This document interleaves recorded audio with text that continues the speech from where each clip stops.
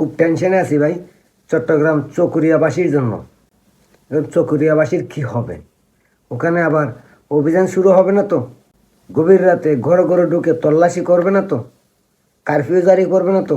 রাস্তায় কেউ বের হলে তাকে অ্যারেস্ট করবে না তো?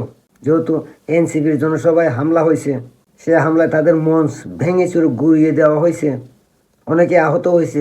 শেষ পর্যন্ত বাংলাদেশ সেনাবাহিনী এনসিপি নেতাকর্মীদের উদ্ধার করছে। এখন চকরিয়াবাসীর কি হবে?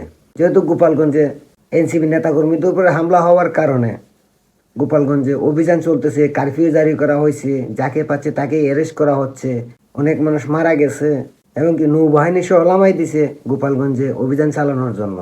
কেন গোপালগঞ্জের মানুষ এনসিপির জনসভায় হামলা চালাইলো, ভাঙচুর করলো সেই অপরাধে। এখন একই অপরাধ তো চকরিয়াবাসী করলো। এনসিপির মঞ্চ ভেঙে দিছে, এনসিপি নেতাকর্মীদের মারছে, চেয়ার ভাঙছে, দৌড়ানো দিছে, সেনাবাহিনী এনসিপি নেতাকর্মীদের সেভ করছে। এখন কি চকরিয়া তো অভিযান শুরু হয়ে যাবে, তল্লাশি শুরু হয়ে যাবে? যদি না হয় তাহলে তো এটা বৈষম্য হবে। যেহেতু গোপালগঞ্জে চালু হয়েছে, এনসিপির উপর হামলার প্রতিবাদে সরকার ওইখানে অভিযান চালাচ্ছে, তাহলে তো চকরিয়া তো এনসিপির উপর হামলা হয়েছে। এখন চকরিয়াতে যদি অভিযান চালানো না হয় তাহলে তো বৈষম্য হয়ে যাবে, তাই না? ভাবতেছি এই জন্য হয়তো সেনাবাহিনী অভিযান চালাবে, সরকার একটা পদক্ষেপ নিবে, কারফিউ জারি করবে। এই জন্য ভাবতেছি চকরিয়াবাসীর কি হবে এখন। আপনারাই বলেন তো কি হবে এই চকরিয়াবাসীর?